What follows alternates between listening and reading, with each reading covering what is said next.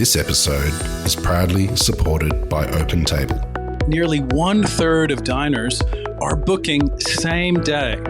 So they're making those decisions on the spot. And 10% are making their bookings within just a few hours. And so it's why it's so important to have booking software like OpenTable, which allows your diners to discover you. And so when restaurants are on platforms like OpenTable, they're much more likely to be discovered. We help diners to connect to restaurants. Ultimately, having technology, using technology, helps you to reattach to those diners. Experience the power of OpenTable. For an exclusive offer, visit restaurant.opentable.com.au/DITW. I love cooking. Years ago, cooking was a very serious thing and it was very regimental, and now it's more about the fun and the people you work with and having more patience with everything these days. I think it's really great where the industry's at the moment. This is the Deep in the Weeds podcast. I'm Anthony Huckstep. Given the global nature of food and restaurants, one can become a talent of many cuisines. After years of working in different kitchens with different techniques and ingredients, and in different countries too. How does the breadth of experience affect someone's cooking style? Kim-Maree Moore is the executive chef of Oko Restaurant and Oko Rooftop Cafe in Melbourne. Kim-Maree, how are you? I'm good, thank you. How are you? Good. It's good to get you on the show. You've done many things and many cuisines in your career. What are you doing at the moment, though? At the moment, I'm cooking at a Mediterranean restaurant in Fitzroy. So that's we're across French, African, Italian, Spanish, all of Mediterranean, I guess. Tell us a little bit about the venue and the offering and the some of the dishes that you're cooking there. So at Oko Restaurant, we're primarily a nighttime restaurant. We're doing a feed me kind of thing. At the moment, we're cooking beautiful Valencia pork belly, and that just comes with a beautiful smoked pork hock jus. We've got these beautiful Crystal Bay prawns at the moment. We're just doing with paprika, garlic and wine, the old Spanish way. Bit of octopus, if you're vegan at the moment, we've got cabbage rolls, things like that. And what we base it off is medium plates. So if you come and have the banquet or feed me as such, you can get 7 to 10 dishes basically across our menu. So it's a pretty good way to eat. Tell us a little bit about the cafe as well. Is that treated quite differently to the restaurant? No, we wanted to keep that same Mediterranean vibe. So the breakfast, you won't just get your normal scrambled eggs. We do it like a harissa scramble. So that Mediterranean theme has crossed through to there. It's pretty delicious down there. And the cafe down there, they're attached to the Rose Street Market, so it's quite a day out if you're up for something a bit different. Eat at the cafe, go travel around the markets. It's pretty fab. That sounds amazing. You've done so many things in your career and so many different cuisines as well. I wonder if you could take us back to when you were young. What sort of role did food play for you growing up? For me, I guess food was always a big part of my life through my father. He was obsessed with food.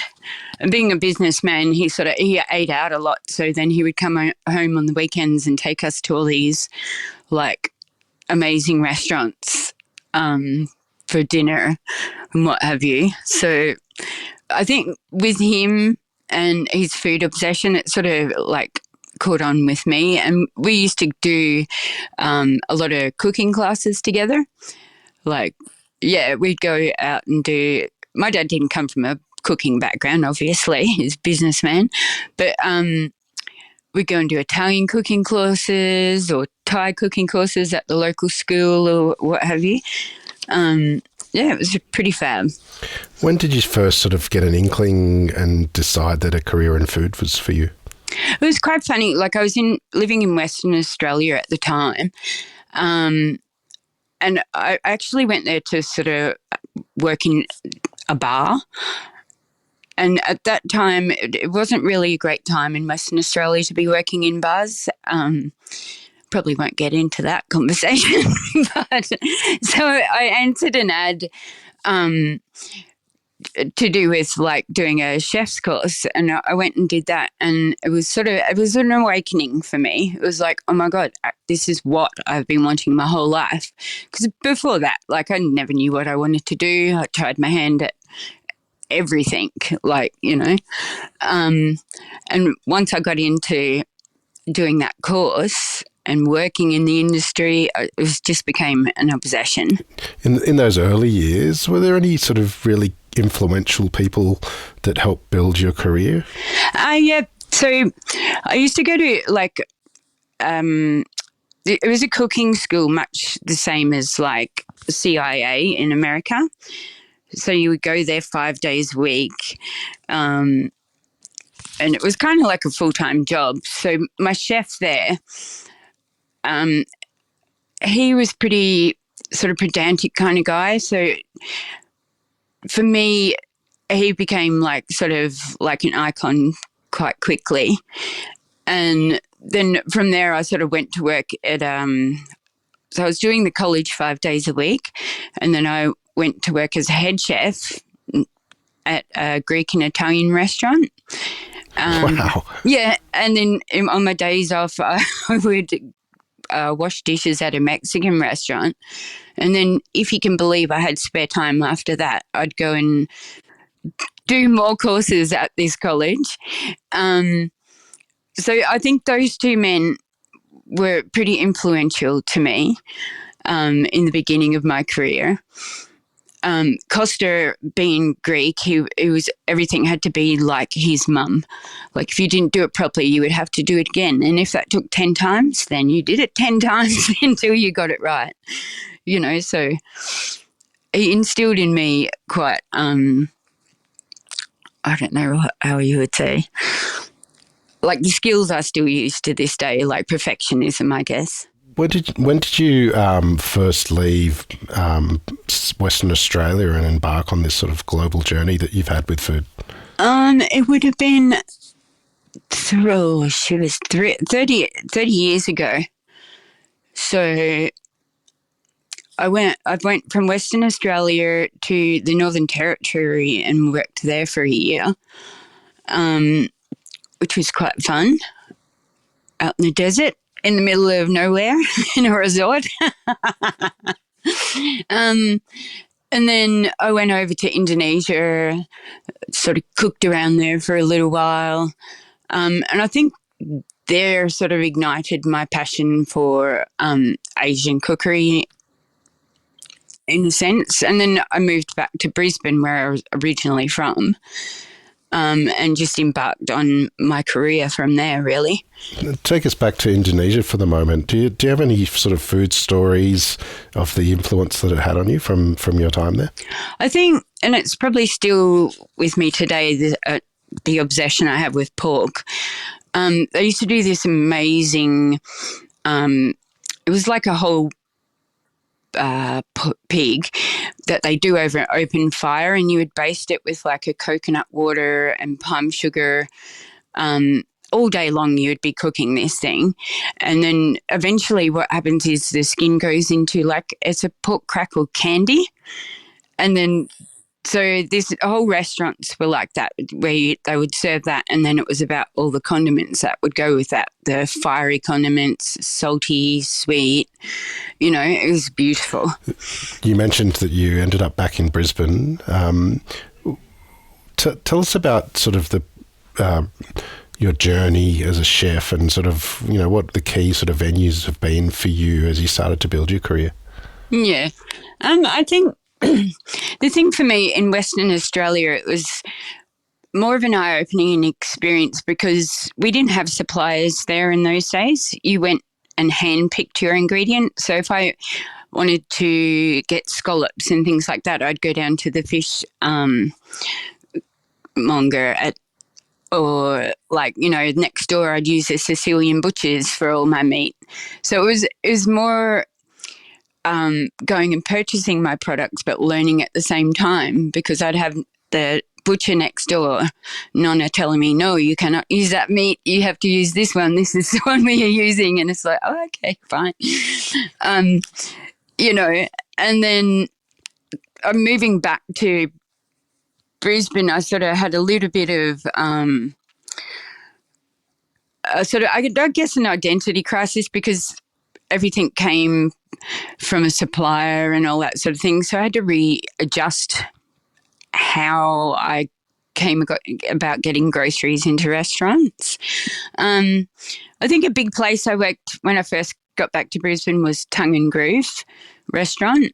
That was pretty big back in the heyday. It was sort of the rock and roll spot where all the bands would hang out, like Powderfinger and all that. And from there, we got into doing rock and roll catering, where we did it was excellent, where we did Livid Festival, the Big Day Out. We did some like Summer's Day, Vibes on a Summer's Day, and then that went more into individual artist catering, so Jamiroquai, Chemical Brothers, Incubus, like so much fun. It was so rock and roll. And that went on for a couple of years. We did that through that restaurant, and then that all finished up. And I think, again, I was left a little bit identity crisis. Here I was in the midst of all this fabulous rock and roll world, and then I've got to come back in the kitchen and, okay, we're cooking now, and that's that.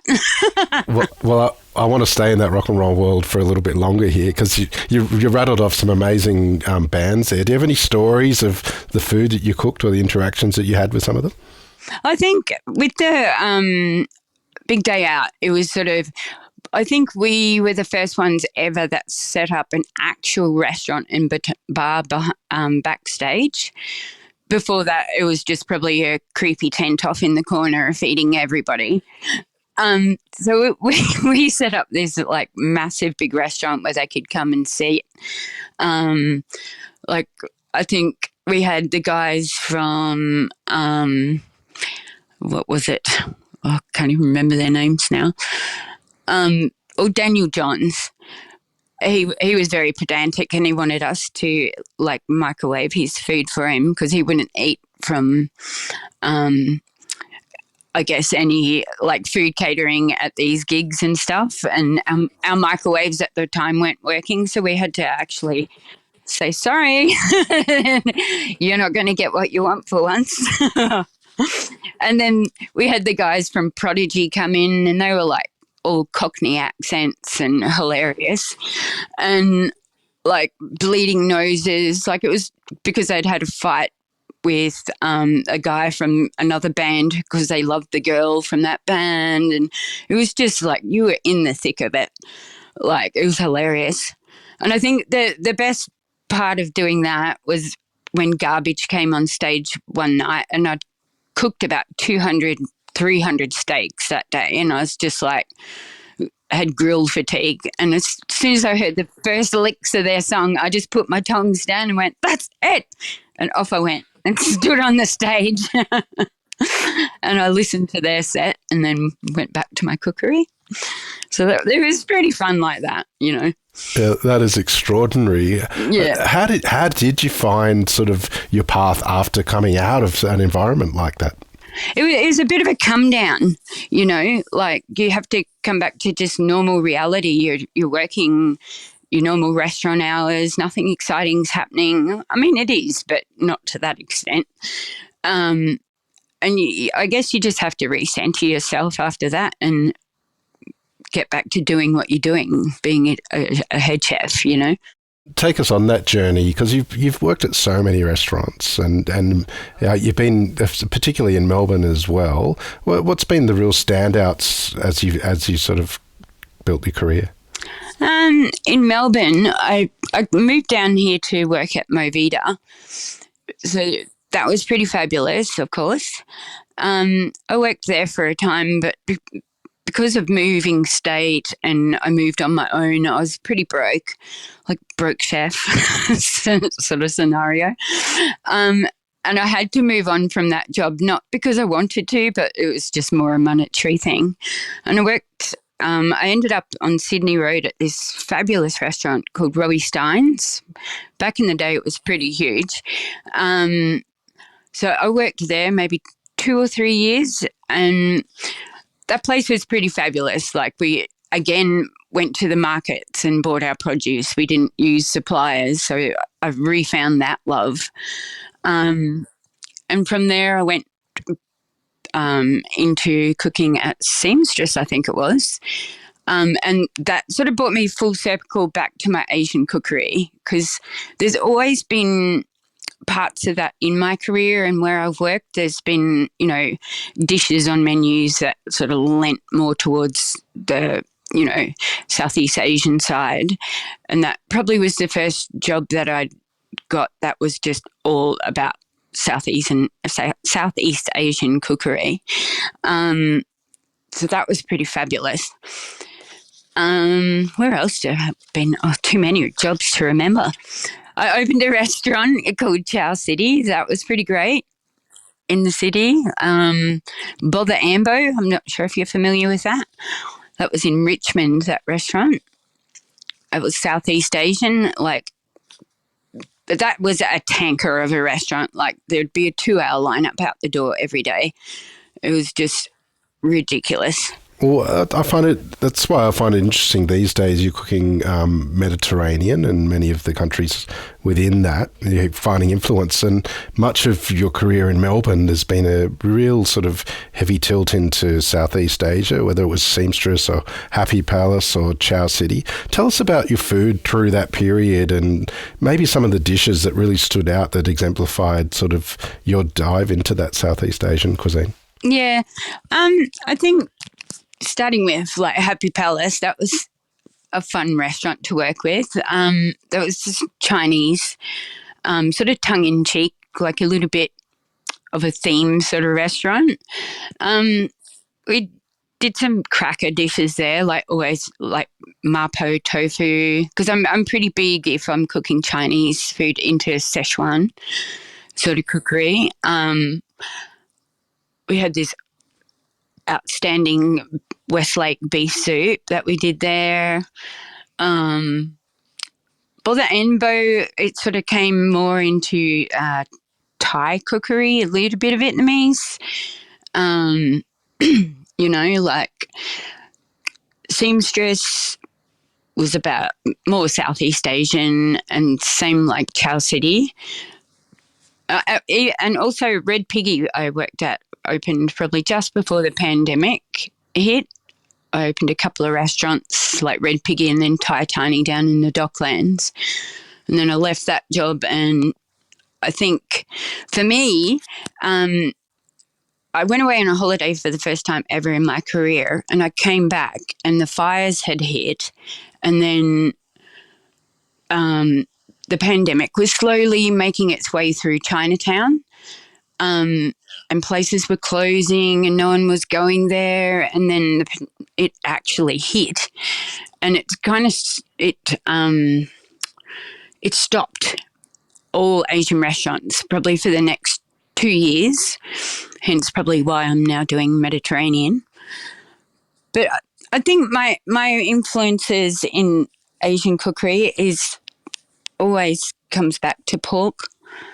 I'm obsessed with it, like pork belly, pork neck, pork shoulder, you name it, I've got it on the menu. Well, tell us a little bit about that. What are some of the dishes that you do utilising those sort of different cuts, given that you love it so much? I think pork belly has been a labour of love for me. Coming from Queensland, you've got the beautiful, famous Bangalore pork up there, which is just an outstanding product. And I think over my entire career, no matter what sort of cuisine I've had, it's sort of been a labour of love of perfecting pork belly over the years. I still to this day, now that I'm in Mediterranean, I'm doing porchettas and things like that. But, there's a common sort of denominator in all of these sort of cuisines where they do meet in the middle at a point, because, you've got the spice trail that went through Europe and, the Middle East, and there's so much commonality between dishes, and food in general. So now I'm at Mediterranean. There's so many techniques that I've bought from my Asian cooking side that I wouldn't ordinarily bring into Mediterranean cooking, but now I do. So, my understanding of sweet, savoury, salty, spicy has brought a different dimension to what I do now, as opposed to maybe what I would have done 15 years ago cooking Mediterranean. Is there a dish or two that sort of is in your food at the moment that exemplifies that could sort of speak to that for us? I would probably say, here we go again, my pork belly. So my techniques in cooking there is the same that I would do whether I was doing it in the Thai version or like Chinese way or whatnot. So... But then you got to use, your spices from Mediterranean. So that's, I guess, the difference there. Can you give us the sense of what is that technique that you use? So I do this thing where I kind of braise and roast the pork at the same time. And that's over probably about 5 or 6 hours that it slowly cooks away, and it's skin side down. So you're kind of cooking the skin, you're rendering all the fat out, and then when you come to take it out and you set it in the fridge, and then you cut it up. So when you put the pork skin into oil, it just is like popcorn. It's like chicharron on the pork, basically, A couple of times now you sort of raised the real importance of connecting with producers and the reliance of restaurants on suppliers and trying to negate that to the best of your ability. What's the benefits of that connection with the producers for you? I think for me, you can speak right to the butcher, say, like the one I'm using at the moment. They only sort of get their produce from small farmers. So they've really got their finger on the pulse of how that animal's been treated, what it's eating, you know what I mean? And you can handpick if you want grass-fed beef or you want grain-fed, or it's only been 120 days on grass, or, that massively changes flavours and stuff like that. And it might not necessarily fit within your dish, so it's good to be able to speak to people.